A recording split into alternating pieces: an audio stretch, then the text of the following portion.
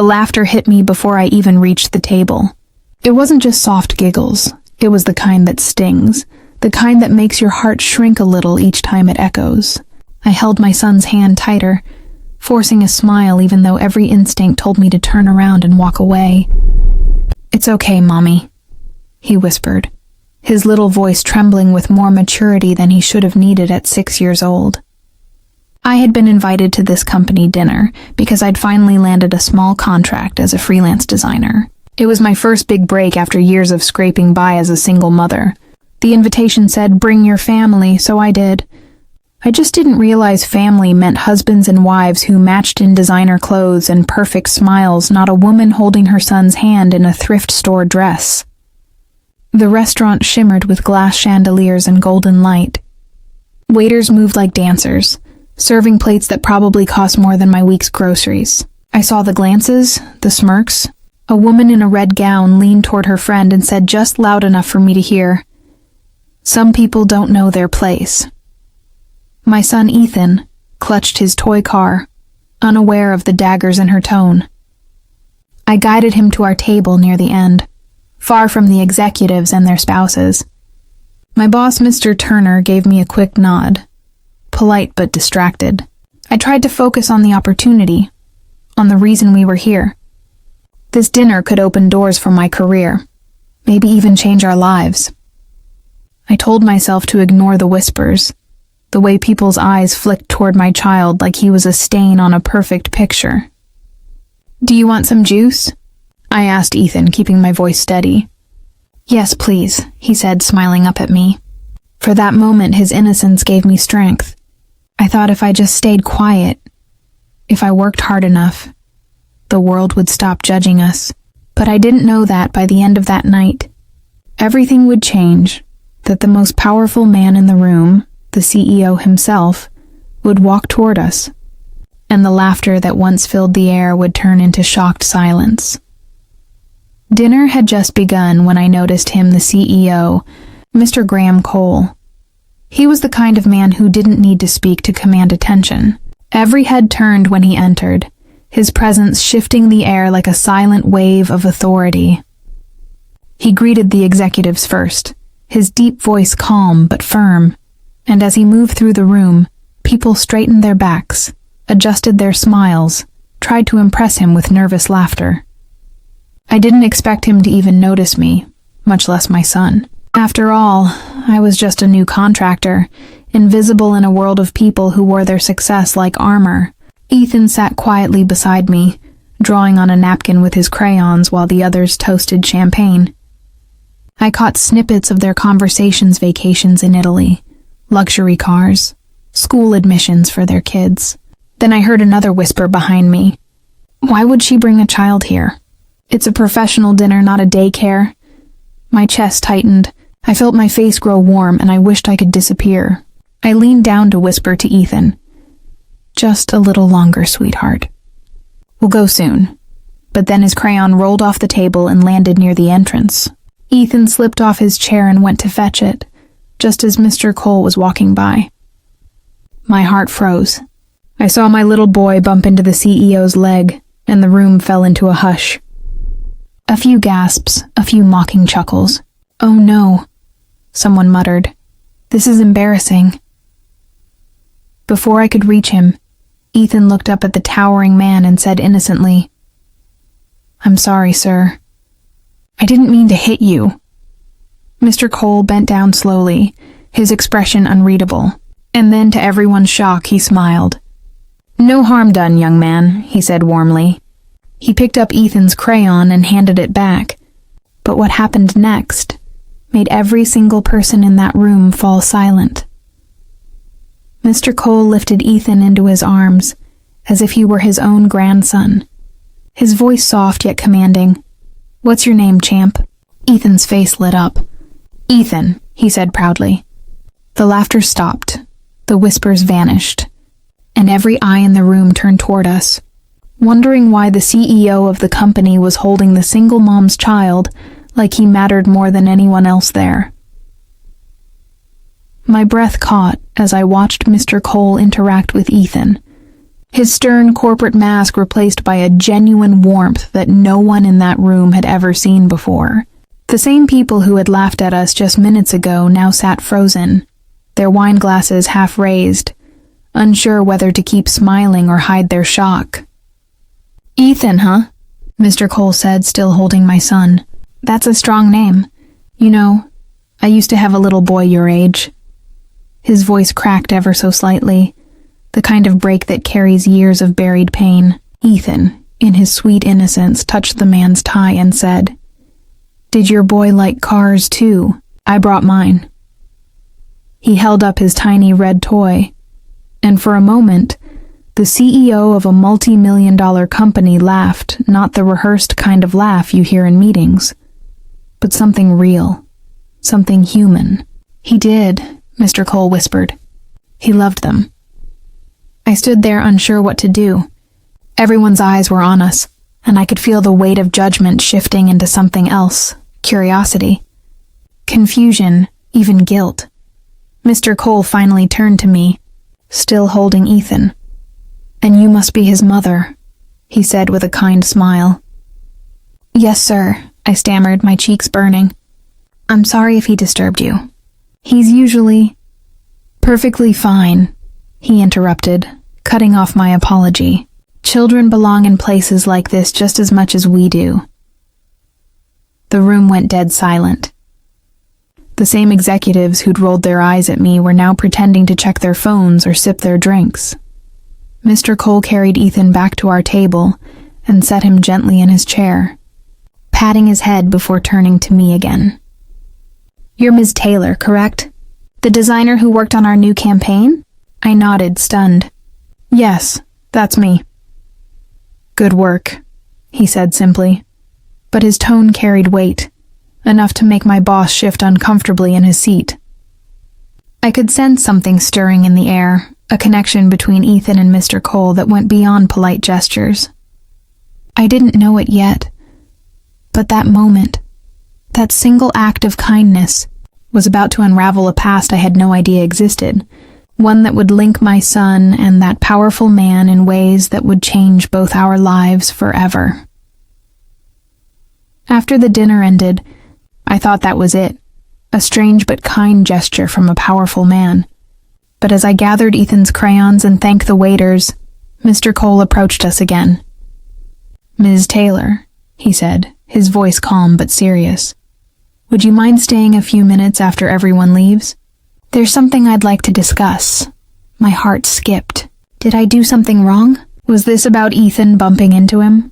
My mind raced through every possible reason as the crowd slowly disappeared into the night, their fake smiles now replaced with thinly veiled curiosity. When the last of the guests were gone, he gestured toward a quiet corner table. "Please sit," he said. Ethan was half asleep on my lap, his little hand wrapped around mine. "You said your son's name is Ethan, correct?" he asked, his eyes distant, searching. "Yes," I replied softly. "He's 6. Mr. Cole leaned back, exhaling heavily. "6, he repeated, as if the number hit him somewhere deep. "My son would have been 7 this year." My chest tightened. I didn't know what to say, so I stayed silent. "He passed away," he continued, voice trembling just enough to betray his composure. "A car accident. It took my wife too." I felt a lump form in my throat. Ethan stirred, his sleepy eyes blinking open. "You're sad," he said innocently to Mr. Cole. The man smiled faintly. "Yes, I am. But you remind me of him." His eyes softened as he looked at Ethan, then back at me. "You've raised a remarkable boy, Ms. Taylor. It can't have been easy." I felt tears sting the back of my eyes. "It wasn't," I admitted, my voice breaking. "But he's my whole world. I've done everything I can to keep him safe, to give him something close to a normal life." Mr. Cole nodded slowly, his jaw tightening as though holding back something he wanted to say, but couldn't yet. "You've done more than most," he finally said. "If you don't mind, I'd like to see him again sometime. Not for business, just to talk." I hesitated, unsure of his intentions. but there was something in his voice and honesty that made me trust him. Little did I know that simple invitation would uncover a truth buried for years, one I wasn't ready to face. Over the next few weeks, Mr. Cole kept his word. He visited occasionally, sometimes at the office, sometimes at a nearby cafe where Ethan and I would meet him after school. He'd bring small gifts for Ethan, books, puzzles, a model airplane. At first, I thought it was just his way of finding comfort, a man who had lost his family trying to fill a void. But then, I started noticing things that made my heart uneasy. The way he'd stare at Ethan, not with pity or admiration, but with a deep, haunted familiarity. Once, while Ethan was showing him his drawing of a car, Mr. Cole's eyes filled with tears. He even holds the pencil the same way, he murmured to himself, almost too quietly for me to hear. The same way as who? I asked gently. He looked startled, then forced a smile. No one, just memories. I wanted to believe that. But the feeling that something more was going on kept gnawing at me. One day he asked if he could take Ethan to his company's charity event, a family day for employees. I hesitated, but Ethan's excitement was impossible to resist. So I agreed, on one condition. I'll be there too, I said firmly. Mr. Cole smiled. Of course. The event was grand, filled with laughter, games, and food. Ethan was glowing with joy, running through the park with other kids while I stood watching. Mr. Cole approached me quietly. You've done an incredible job raising him, he said. You should be proud. I smiled softly. Thank you. Then he added something that made my stomach twist. He even has your eyes, but there's something else. Something familiar in his smile. I frowned. What do you mean? He didn't answer immediately. Instead, he reached into his wallet and pulled out an old photograph. My heart stopped when I saw it, a young woman holding a baby with eyes just like Ethan's. That's my wife, he said, voice trembling. And that's my son before they were gone. My blood ran cold. The resemblance was undeniable. Ethan wasn't just similar. He looked exactly like that child. What are you saying? I whispered, fear and confusion flooding me as Mr. Cole's expression shifted from grief to something far more complicated. Mr. Cole's eyes locked on mine, the silence between us heavier than the noise of the crowd around us. I don't know yet, he said quietly, almost to himself. But I need to understand this. I felt my pulse racing, my mind spinning. Understand what? I asked, trying to keep my voice steady. Ethan is my son. I know that. I raised him alone. There's nothing to understand. His expression softened, but there was a trace of something deeper doubt, maybe even fear.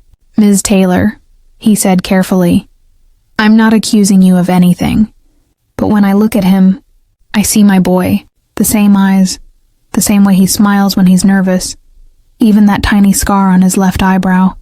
It's identical. My breath caught. That scar. Ethan had fallen when he was 3, and the doctor said it would fade, but it never did. Coincidences happen, I said quickly, though my voice wavered. You've lost a child. You're grieving, maybe you're just seeing what you wish you could have again? He didn't argue. Instead, he nodded slowly, as if accepting my words on the surface but not deep down. The rest of the event passed in a blur. I couldn't focus on anything. Every time Ethan laughed, I saw Mr. Cole watching him with that same troubled expression. Later that night, after I tucked Ethan into bed, I sat on the couch, staring at my phone. There were messages from Mr. Colepolite, respectful, but with undertones of something unresolved. Can we talk privately tomorrow? There's something you should know. My hands trembled as I typed back. Fine, after work. The next day, I met him in his office. The view of the city stretched endlessly behind him, but his focus was on a folder sitting on the desk.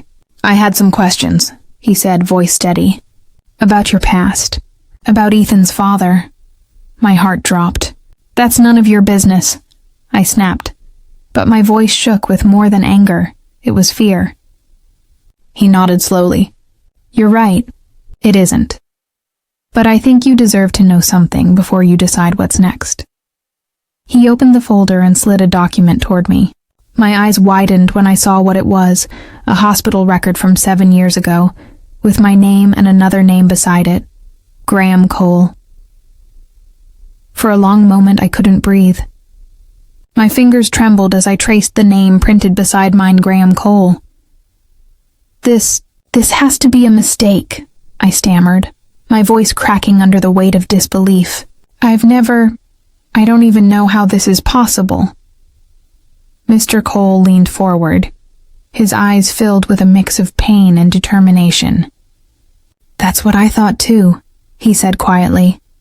But I had my team dig into the records. 7 years ago, there was a mix-up at St. Mary's Hospital. 2 women gave birth the same night. One of them was you. The other was my late wife. My heartbeat thundered in my ears.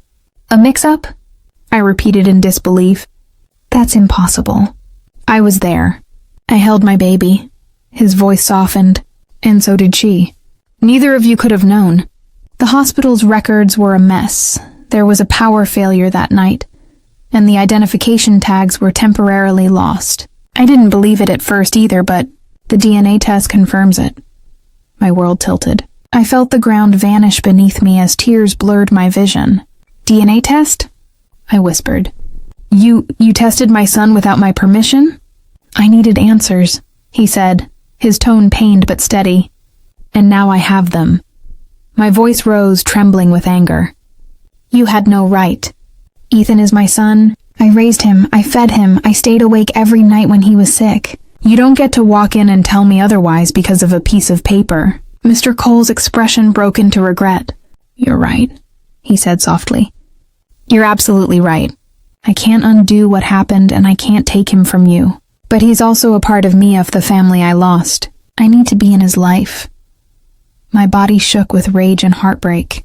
You had a life full of luxury, a company, everything, I cried. All I had was him. If you think I'm just going to hand him over because your name's on some test, he interrupted gently. I don't want to take him away. I just want to know him, to give him what he deserves. I stared at him through tears, my voice breaking as I said, what he deserves is peace, not another person trying to claim him. The following days were a blur of confusion and sleepless nights. I couldn't eat, couldn't focus on work, couldn't stop replaying every detail of that night at the hospital in my head. I remembered the flickering lights, the nurses rushing between rooms, the storm outside pounding against the windows. I had been too exhausted, too overwhelmed to notice anything strange back then. Could it really have happened? Could they have given me another woman's baby without me realizing? Every time I looked at Ethan's face, the love I felt was mixed with a strange, painful doubt that made my stomach twist. He was mine in every way that mattered, but now, I couldn't help seeing the resemblance I once refused to acknowledge. His chin, his eyes, even the way he laughed, it was all Graham's. A week later, Graham asked to meet again. This time I agreed, not because I wanted to, but because I needed answers. We met in a small park where Ethan liked to play. Graham sat beside me on the bench, watching him run through the grass. I didn't mean to hurt you, he said softly. But when I found out, I had to tell you. You deserve the truth. I nodded stiffly, still staring at Ethan. The truth, I echoed. Do you know what that truth does to me? It makes me question everything. The day he was born, the life I built, it all feels like it could vanish because of a mistake I didn't even make. Graham looked at me with genuine sorrow. I'm not here to take him away. You're his mother. Nothing changes that, but I can't ignore him either. I want to help, to be there for both of you. I turned to face him, my eyes wet. You think money or help will fix this? You think you can just step into our lives and make it right? He shook his head slowly. No, I just want to be part of his world. Maybe it's too late for me to be his father, but I can be something. A friend, a guide, someone he can count on. I stared at him, torn between fury and understanding. Maybe he was telling the truth. Maybe he was just as broken as I was. But one thing was clear. Nothing about our lives would ever be the same again. Weeks turned into months, and despite my resistance at first, Graham slowly became a part of our lives. It started small, dropping by to bring Ethan a new book, helping him with school projects, showing up at soccer games with that proud smile that never quite hid the sadness in his eyes. I told myself I was only allowing it for Ethan's sake, that every child deserved kindness, especially from someone who seemed to care. But deep down, I knew it was more complicated than that. I could see the bond forming between them, the way Ethan's eyes lit up whenever Graham showed him how to fix something, or told him stories about airplanes and adventures. Sometimes, when I caught them laughing together, it made my heart ache in ways I couldn't explain. Part of me was happy for Ethan, but another part feared that I was losing him bit by bit to a truth I could never undo. One evening, Graham invited us to dinner at his home. I almost refused, but Ethan was too excited to say no. His mansion was everything I had imagined, grand, polished, almost cold. But inside there were traces of warmth returning. Photos of Ethan now sat beside pictures of Graham's late wife and their lost child, as if two lives had merged into one story. During dinner, Graham said something that took me off guard. "I've started a new foundation," he said quietly, "for single mothers and children who've been through hospital errors like ours. I want to make sure no one else suffers like we did." My throat tightened. "Like we did?" I asked, my voice trembling. He nodded. "Yes, we both lost something that night, me, my family. You, your peace of mind. But maybe together, we can turn it into something good." I didn't know what to say. The man I once saw as a stranger, even a threat, was now trying to heal what fate had broken. After dinner, as we stood by the door, Graham bent down to hug Ethan. "You make me proud, champ," he whispered. Ethan smiled, then turned to me and said something that shattered me completely. "Mommy, can Mr. Cole come to my birthday? He feels like family." I smiled weakly, but inside, I knew the line between stranger and family had already blurred beyond repair. The day of Ethan's birthday arrived with sunlight spilling through our small apartment windows, filling the room with warmth and laughter. Balloons hung from the ceiling. His favorite chocolate cake sat on the table, and his friends from school filled the space with cheerful chaos.